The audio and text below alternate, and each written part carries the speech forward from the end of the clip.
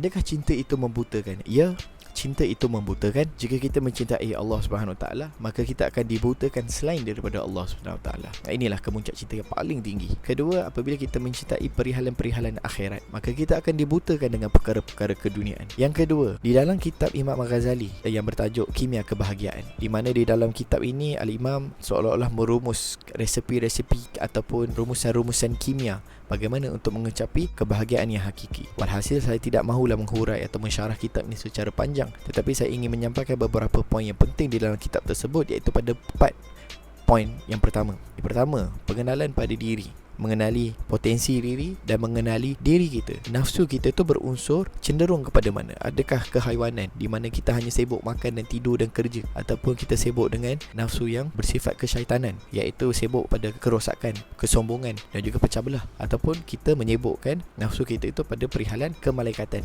iaitu menghambakan diri kepada Allah Subhanahu Wa Taala. Yang kedua itu pengenalan tentang Tuhan. Bagaimana kita ingin mengenali Tuhan melalui asma-Nya, melalui sifatnya dan juga melalui perbuatan af'alnya. Jadi yang ketiga, pengenalan tentang dunia.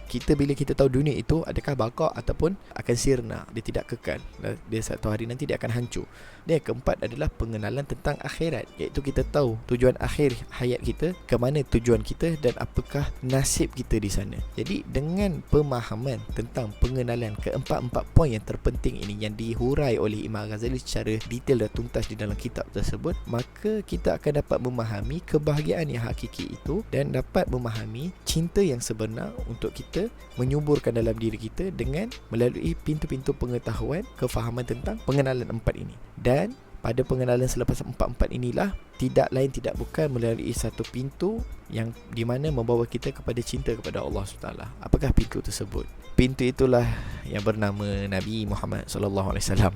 Tanpa wasilah kita ataupun tanpa kita menelusuri Nabi Muhammad SAW, kita takkan dapat cinta Allah, kita takkan dapat mengenali Tuhan, kerana Allah mengutuskan Nabi Muhammad SAW di dunia ini bagi menyempurnakan akhlak, dan dia telah menyempurnakan agama Allah Subhanahu Wa Taala dengan kitab Al-Quran, dengan syariat, ilmu-ilmu fiqah dan sebagainya. Jadi sebab itu penting, sebab itu kita tengok para ulama membawa elemen-elemen untuk mendekatkan orang ramai umat akhir zaman ini dengan Nabi Muhammad SAW. Cuma mediumnya tu ataupun form yang digerakkan oleh sekalian ulama itu berbeza. Ada yang bawa dengan qasidah, ada yang bawa dengan cerita tentang sirah-sirah nabawiyah, ada yang bawa tentang pengenalan ilmu hadis. Jadi kita jangan tersangkut pada form-form ini, tapi kita fokus pada tujuan matlamat para ulama ini untuk memberikan mahabbah Rasul kepada diri kita. Untuk apa cinta Rasulullah? Untuk mendapat mahabbah Rasul, kecintaan Rasul. Bila dapat kecintaan Rasul, kita menjemput kecintaan Allah. Itulah kemuncak bagi segala kecintaan, bagi segala kebahagiaan. Kerana cinta yang disalurkan pada kiblat ini, iaitu Rasulullah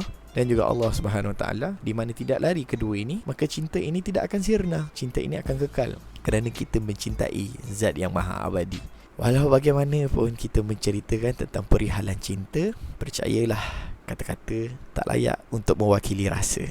Terima kasih.